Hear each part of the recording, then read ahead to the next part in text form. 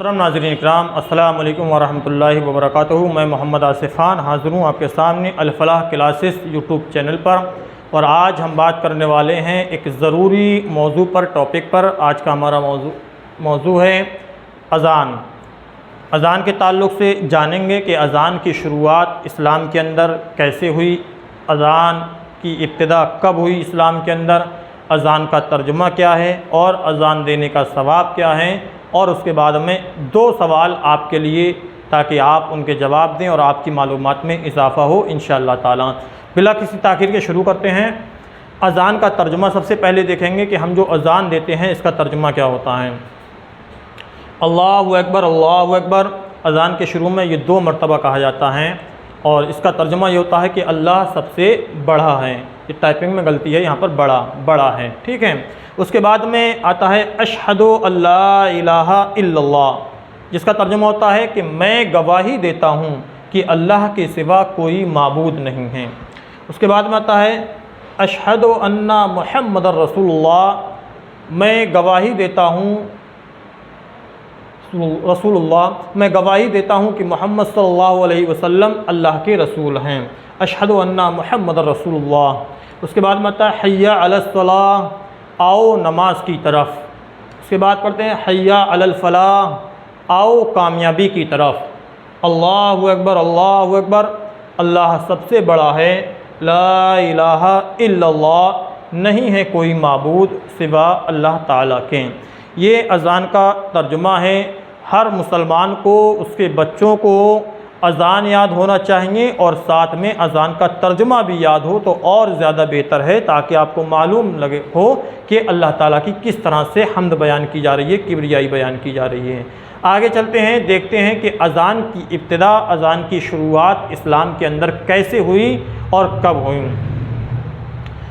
حضرت عبداللہ ابن عمر سے مروی ہے، کیا ہے، حدیث کی طرف جانب چلتے ہیں۔ مسلم شریف کی حدیث ہے، ان عبداللہ ابن عمر انہ قال کان المسلمون حین قدموا المدینۃ فیتحینون صلوات ولیس ینادی بها احد فتکلموا یوما فی ذلک فقال بعضهم اتخذوا ناقوسا مثل ناقوس النصارى وقال بعضهم قرنا مثل قرن اليهود فقال عمر اولا تبعثون رجلا ینادی بالصلاۃ قال رسول اللہ صلی اللہ علیہ وسلم یا بلال قم فنادی بالصلاۃ۔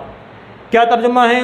ترجمہ یہ ہے کہ حضرت عبداللہ بن عمر رضی اللہ تعالیٰ عنہ سے روایت ہے، انہوں نے کہا کہ جب مسلمان مدینہ آئے تو نماز کا انتظار کرتے تھے، اور کوئی بھی نماز کے لیے آواز لگانے والا نہیں تھا۔ ایک دن انہوں نے اس بارے میں مشورہ کیا تو کچھ لوگوں نے کہا ایک ناقوس لے لو نصارہ کے ناقوس کی طرح، اور کچھ لوگوں نے کہا ایک سینگ لے لو یہود کے سینگ کی طرح۔ تو حضرت عمر فاروق رضی اللہ تعالیٰ عنہ نے سب سے پہلے کہا تم بھیجو ایک آدمی کو جو بلائے نماز کے لیے۔ تو رسول پاک صلی اللہ علیہ وسلم نے فرمایا بلال تم کھڑے ہو اور نماز کا اعلان کرو۔ یہ حدیث ہے، اس کا مفہوم یہ ہے، تشریح یہ ہے کہ جب مسلمان مکہ شریف سے ہجرت کر کے مدینہ آئے اللہ کے نبی صلی اللہ علیہ وسلم کے ساتھ اور آپ کے بعد میں، تو پھر جب نماز کا وقت ہوتا تھا تو نماز کے لیے جمع ہو جاتے تھے، تو انتظار کرنا پڑتا تھا کہ تاکہ زیادہ سے زیادہ لوگ جمع ہو جائیں۔ کبھی بہت جلدی لوگ جمع ہو جاتے، کبھی کچھ لوگ تاخیر سے آتے ہیں، لوگ ایک وقت میں جمع نہیں ہو پاتے تھے۔ تو پھر اس بارے میں مسلمانوں نے مشورہ کیا نبی پاک صلی اللہ علیہ وسلم کے ساتھ میں کہ کیا کیا جائے کہ جس سے مسلمان ایک ساتھ میں نماز کے لیے حاضر ہونے لگیں۔ تو پھر مشورے میں بعض حضرات نے یہ کہا کہ ناقوس لے لو نصارہ کے ناقوس کی طرح۔ ناقوس کیا تھا؟ ناقوس یہ ہے کہ 2 لکڑیاں تھیں کہ ایک لکڑی کو دوسری لکڑی پر مارا جاتا تو اس سے آواز ہوتی تھی، تو کہا کہ 2 لکڑیاں بجائی ہیں، ناقوس بجایا جائے تاکہ کیا ہے اس سے پتہ لگ جائے کہ عبادت کا وقت، نماز کا وقت ہو گیا ہے۔ تو اس مشورے کو رد کر دیا گیا اس وجہ سے کیونکہ یہ نصارہ کا طریقہ تھا اور وہ ان کی عبادت کے لیے تھا، ہمیں اپنا الگ رکھنا ہے۔ اس کے بعد میں بعض حضرات نے یہ کہا کہ ایک سینگ لے لو یہود کے سینگ کی طرح، یعنی یہودیوں میں یہ طریقہ تھا کہ وہ سینگ بجا کر کے اپنی عبادت کا وقت ہوتا ہے اعلان کرتے ہیں، تو اس مشورے کو بھی رد کر دیا گیا یہ کہہ کر کے کہ سینگ کیا ہے، یہود کا طریقہ ہے اور ہم مسلمان ہیں، ہمیں اپنا الگ رکھنا ہے۔ اس کے بعد میں کیا ہوا، بعض روایتوں میں ہے، اس سے ہٹ کر کے دوسری روایت میں ہے، بعض حضرات نے یہ کہا کہ آگ جلا دی جائے، تاکہ کیا ہے لوگوں کو معلوم ہو جائے کہ نماز کا وقت ہے۔ تو اس مشورے کو بھی رد کر دیا گیا، اس لیے کیونکہ آگ جلانا مجوسیوں کا طریقہ تھا، مجوسی اپنی عبادت کے وقت میں آگ جلاتے تھے۔ بعض روایتوں میں ہے کسی نے کہا کہ علم بلند کر دیا جائے، اسے دیکھیں تو لوگ اس کو دیکھتے ہی ایک دوسرے کو بتانے لگیں کہ نماز کا وقت ہو گیا ہے۔ باہر کہ یہ تمام مشورے رد ہو گئے، تو ابھی کوئی مشورہ طے نہیں ہو پایا تھا کہ کیا کرنا ہے۔ اسی درمیان میں حضرت عمر فاروق اعظم رضی اللہ تعالیٰ عنہ نے کہا کہ ایسا کرو، ایک شخص کو بھیجتے ہیں کہ تم جا کر کے لوگوں کو نماز کے اعلان کیا کرو، نماز کے بارے میں بتایا کرو کہ نماز کا وقت ہو گیا ہے۔ تو اس پر اس وقت میں متفق ہوئے کہ ٹھیک ہے ایسا کر لیتے ہیں تب تلک کے لیے۔ تو اللہ کے نبی صلی اللہ علیہ وسلم نے کیا کیا، حضرت بلال سے فرمایا کہ بلال تم کھڑے ہو اور لوگوں میں نماز کا اعلان کرو۔ تو آتا ہے تاریخ کے اندر حضرت بلال رضی اللہ تعالیٰ عنہ جاتے تھے مدینے کے اندر اور گلیوں میں اعلان کرتے تھے الصلاۃ جامعۃ، اور نماز کے بارے میں لوگوں کو بتاتے تھے کہ نماز کا وقت ہو گیا ہے۔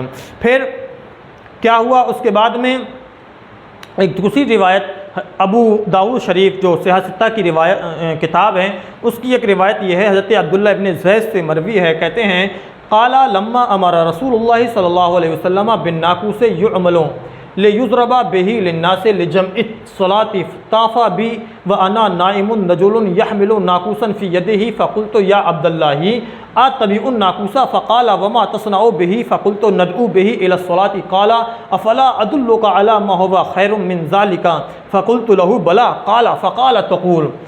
اس کا ترجمہ، اس کا مفہوم یہ ہے کہ حضرت عبداللہ ابن زید کہتے ہیں کہ جب یہ تیاری چل رہی تھی کہ نماز کے لیے چلو ناقوس ہی بجا لیا جائے، اس طرح کی کوئی تیاری تھی، تو کہتے ہیں کہ ایک رات میں سویا ہوا تھا، میرے آس پاس ایک آدمی گھوم رہا تھا اور میں نے دیکھا کہ اس کے ہاتھ میں ایک ناقوس ہے۔ میں نے اس سے کہا کہ اے اللہ کے بندے کیا تم اس ناقوس کو بیچو گے؟ تو اس نے مجھ سے پوچھا کہ تم اس ناقوس کا کیا کرو گے؟ تو میں نے کہا کہ ہم اس ناقوس کے ذریعے سے لوگوں کو نماز کے ذریعے نماز کا اعلان کریں گے، نماز کے لیے بلائیں گے۔ تو اس نے کہا کہ کیا میں تمہیں اس سے بہتر طریقہ نہ بتا دوں؟ تو کہا کہ ہاں بتائیے، کیوں نہیں، آپ بتائیے اس سے بہتر کیا ہو سکتا ہے۔ تو اس نے کہا کہ تم ایسا کرو جب تمہاری نماز کا وقت ہو، کیا کہا؟ اللہ اکبر اللہ اکبر اللہ اکبر اللہ اکبر، اشہد ان لا الہ الا اللہ اشہد ان لا الہ الا اللہ اشہد ان محمد رسول اللہ اشہد ان محمد رسول اللہ، حی علی الصلاۃ حی علی الصلاۃ حی علی الفلاح حی علی الفلاح، اللہ اکبر لا الہ الا اللہ۔ یہ پوری مکمل اذان اس آدمی نے خواب کے اندر حضرت عبداللہ ابن زید کو بتائی۔ کہتے ہیں کہ ثم استاخر انی غیر بعید، پھر وہ مجھ سے تھوڑے پیچھے ہٹا، دور ہوا۔ ثم قالا، پھر اس نے کہا ثم تقولو، پھر تم کہو اذا اقمت الصلاۃ، جب تو نماز قائم کرے یعنی جماعت کھڑی کرے تو کیا کہیں؟ اللہ اکبر اشہد ان لا الہ الا اللہ اشہد ان محمد رسول اللہ، حی علی الصلاۃ حی علی الفلاح قد قامت الصلاۃ قد قامت الصلاۃ، اللہ اکبر لا الہ الا اللہ۔ یعنی کہ کہا کہ جب تم نماز قائم کرو یعنی جماعت کھڑی کرو تو اس کے اندر پھر اقامت کے الفاظ قد قامت الصلاۃ قد قامت الصلاۃ الفاظ بڑھا کر کے اس نے بتائے۔ تو حضرت عبداللہ ابن زید کہتے ہیں فلما اصبحت اتیت رسول اللہ صلی اللہ علیہ وسلم فاخبرته بما رأیت، پس جب میں نے صبح کی تو میں آیا رسول اللہ صلی اللہ علیہ وسلم کی بارگاہ میں اور میں نے خبر دی سرکار کو وہ کہ جو میں نے رات میں دیکھا تھا۔ فقالا، تو نبی نے فرمایا انہا لرؤیا حق، بے شک یہ خواب جو ہے وہ سچا خواب ہے انشاءاللہ اللہ نے چاہا۔ فقم مع بلال، تو سرکار نے حکم دیا کہ تم بلال کے ساتھ کھڑے ہو جاؤ، لگ جاؤ۔ فالقی علیہ ما رأیتا، اور تم بلال پر وہ کلمے ڈالو، سکھاؤ، ما رأیتا جو تم نے دیکھا۔ فلیعذن بہ، تاکہ وہ کیا کریں اس کے ذریعے سے اعلان کریں۔ فَأَنَّهُ أَنْدَى صَوْتًا مِنْكَ، کیونکہ وہ بلال جو ہیں تم سے زیادہ بلند آواز والے ہیں۔ فَقُمْتُ مَعَ بِلَالٍ، تو عبداللہ بن زید کہتے ہیں کہ میں بلال کے ساتھ میں ہو گیا۔ فَجَعَلْتُ أُلْقِيهِ عَلَيْهِ، تو میں انہیں وہ کلمات سکھانے لگا۔ وَيُعَذِّنُ بِهِ، اور وہ کیا کرتے تھے ان کلمات کے ذریعے سے اذان دیتے تھے، لوگوں کو اعلان کرتے تھے۔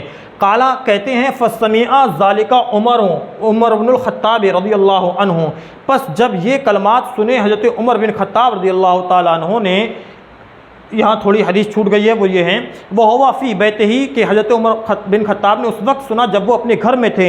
فَخَرَجَ يَجُرُّ رِدَاءَهُ، رداہ ویقول والذی بعثک بالحق یا رسول اللہ لقد رأیت مثل ما رأى۔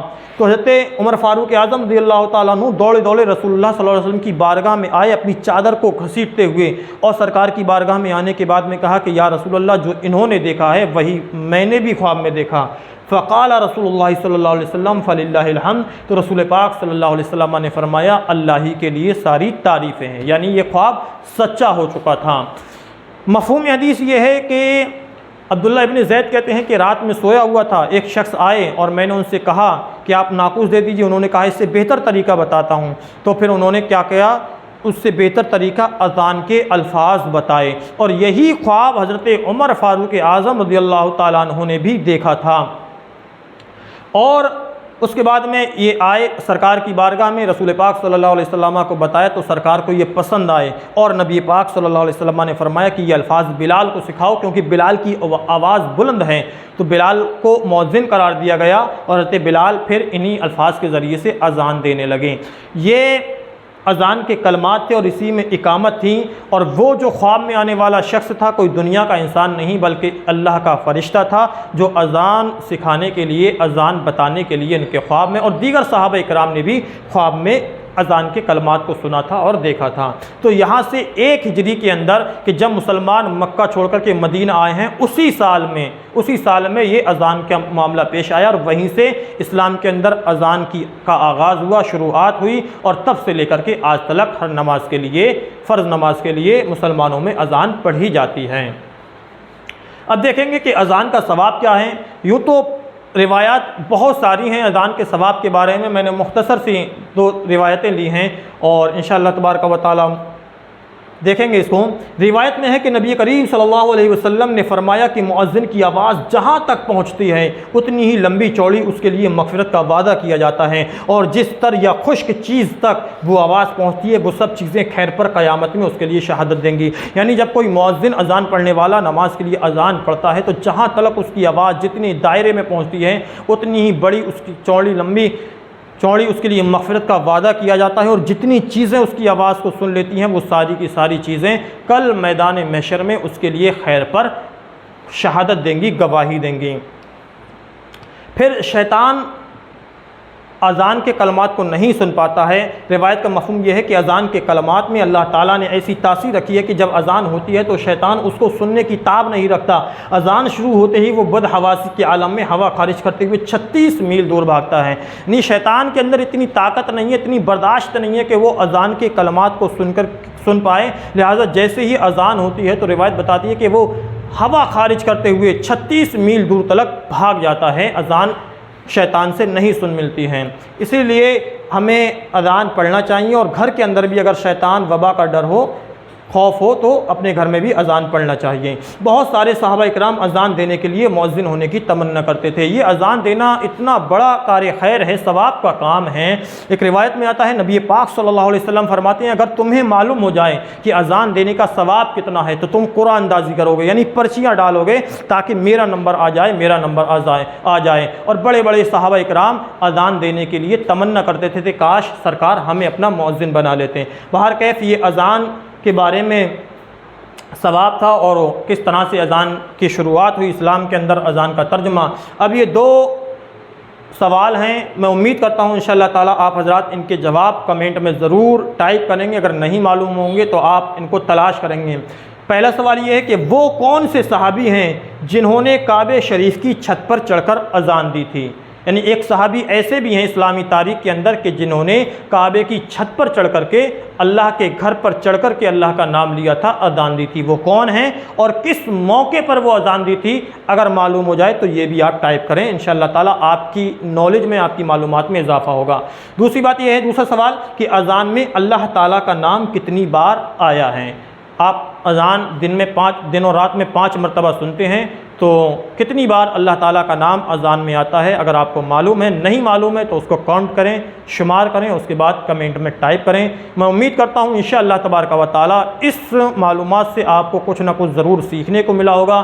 اگر یہ آپ کو اچھا لگا ہو، پسند آیا ہو، تو آپ اپنے بچوں کو بھی یہ دکھائیں اور انہیں اسلام کی اندر اذان کی شروعات کیسے ہوئی، اذان کی تاریخ کے بارے میں جاننے کا موقع ملے گا۔ اور دعا کرتا ہوں آخر میں اللہ تعالیٰ سے، اگر میرے کہنے میں اس نالج کے اس معلومات کی آپ تک پہنچانے میں جو قصداً یا سہواً غلطی ہو گئی ہو، اللہ تعالیٰ اسے اپنے رحم و کرم سے معاف فرمائے، آمین۔ السلام علیکم ورحمۃ اللہ وبرکاتہ۔ استغفر اللہ۔